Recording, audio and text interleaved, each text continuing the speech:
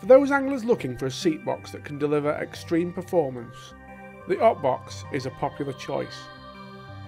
Its state-of-the-art design blends performance with durability and innovation with quality materials.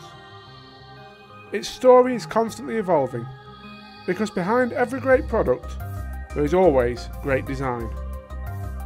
We joined Octbox Chief Rick Tyler in the labs at Cambridge University as he was about to undertake some very important testing.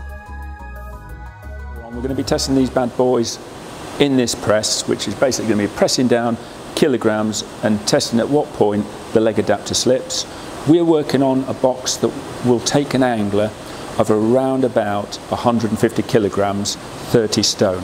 Now, as we mentioned earlier, that doesn't mean to say you divide that by 6, because in the perfect world, yeah, the angler sat in the middle of the box and he's evenly distributed his weight across all 6 adapters. But when he gets on that box, generally he's probably going to step onto his foot plate, and at that point we've got to take a point from a design point of view that his weight is now divided by 2 adapters. From an Octbox point of view, because we're rating our boxes at that, we're trying to set our clamps up so that it will do a minimum of 15 stone per clamp without slipping.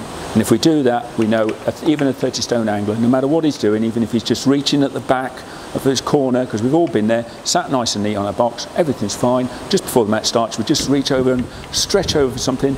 All of a sudden, all our weight transfers to one corner and we slip, and there's nothing more frustrating. So what we're going to do now is we're going to get the lab technician, a lovely chap called Andy, who's going to be using this equipment to test, to make sure our maths add up and our clamps are sufficient so that you don't have to bring your swimming trunks with you when you're going to be stood on a foot plate.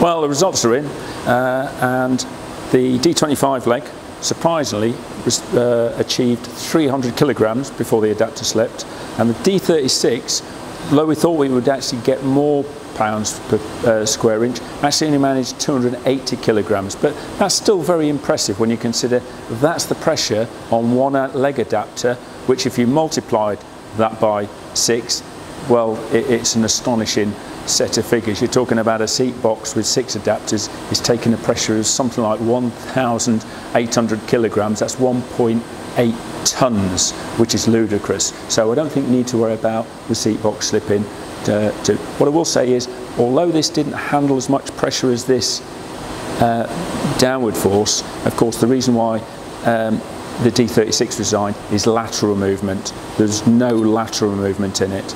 So I think that's us doing a wrap on this until our next video, until the next video, tight lines.